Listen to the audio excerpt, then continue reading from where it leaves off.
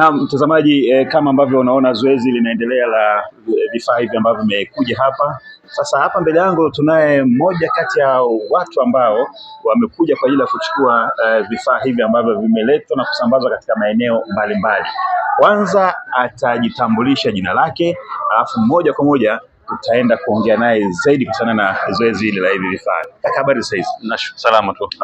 Mungu ni mwema kabisa. Tuko vizuri, sijui upande wako? Niko salama kabisa, nashukuru Mungu. Basi kwa faida ya manufaa ya watazamaji wetu, pengine ungejitambulisha. Naitwa Samson Wambura, ni katibu wa afya halmashauri ya Arusha DC. Uko unatokea halmashauri ya Arusha DC. Ndio. Hebu tuambie ujio wako katika eneo hili hapa, maana naona vifaa hapa na nini yakiwa yanachukuliwa, pengine ungeelezea watazamaji wafahamu ujio wako katika eneo hili hapa. Nashukuru sana baada ya kupata wito huu kwa ajili ya kupata vifaa hivi vya hospitali, na ni msaada mkubwa ambao utatusaidia kuboresha huduma za afya. Nimefika hapa kwa ajili ya kuchukua vifaa kwa ajili ya zahanati ya Oldadai na halmashauri ya Arusha kwa ujumla. Halmashauri ya Arusha kwa ujumla na zahanati ya Oldadai.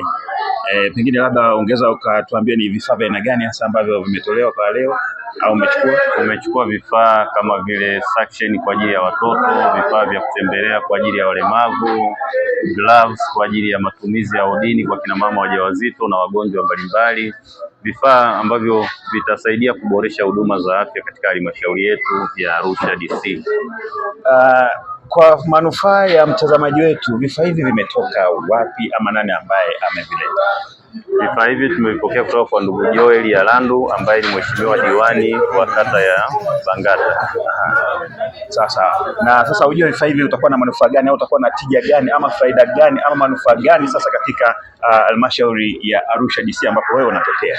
Vifaa hivi vitasaidia kuboresha huduma za afya kwa sababu serikali ya awamu ya 6 chini ya Mheshimiwa Rais Samia Suluhu Hassan amejitahidi kuboresha huduma na kufikisha huduma kwa wananchi. Kwa hiyo uwepo wa upatikanaji wa vifaa hivi vitasaidia sana kuboresha huduma za afya kwa wananchi wa Tanzania na Arusha kwa ujumla.